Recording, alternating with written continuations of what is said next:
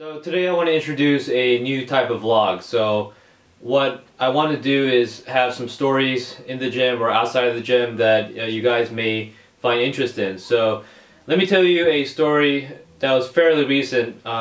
So about 2 weeks when I was doing my sets with 515, after I did my last single, a patron from the gym, I believe he had a week past, he came up to me and said, "Oh, can I borrow your belt?"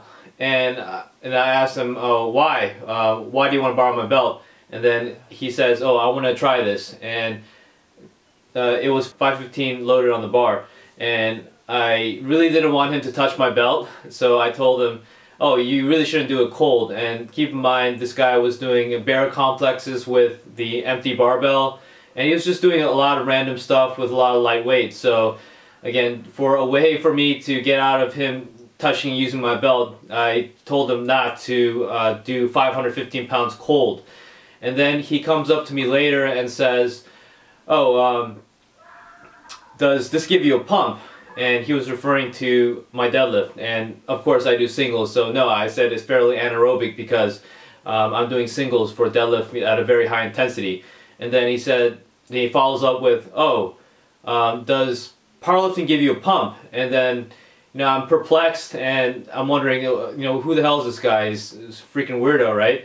And then I replied, "Oh, well, yeah, I mean, if you squat for high reps, then I suppose it can give you a pump. Or if you bench press with, a lot of reps, it can give you a pump." And then he goes away. And later he comes back to me and states that, "Oh, I can do 4 plates for reps if I have a belt." So I'm like, "Oh, great, okay, please come tomorrow and show me." Not to my surprise, he never showed up in the gym. So had he showed up in the gym and he actually did some deadlifts, I mean, whatever, it didn't have to be four plates, it could have been anything.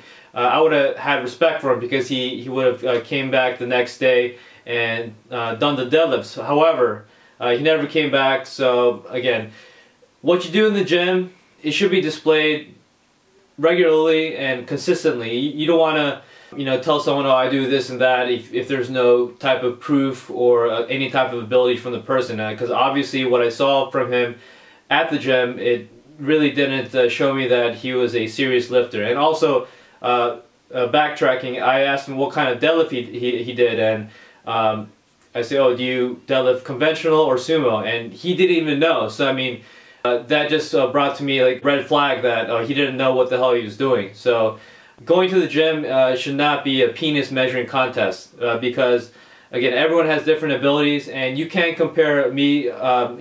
Granted, I'm 145 pounds and I'm lifting weight that a 145 pound person shouldn't be able to. So you can't compare me, someone who has 10 years of training, to some person off the street that's trying to impress me to do a 515 deadlift cold.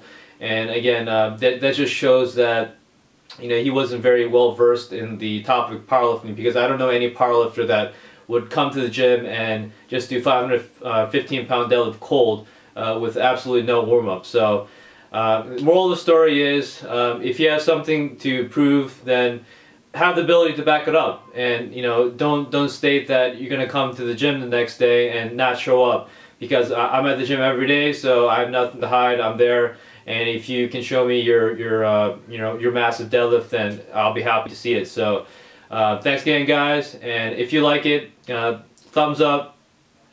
And if you do like these stories, please comment below, then I can further elaborate on some additional stories that I may have. So thanks again, guys, for watching, and stay tuned for next week.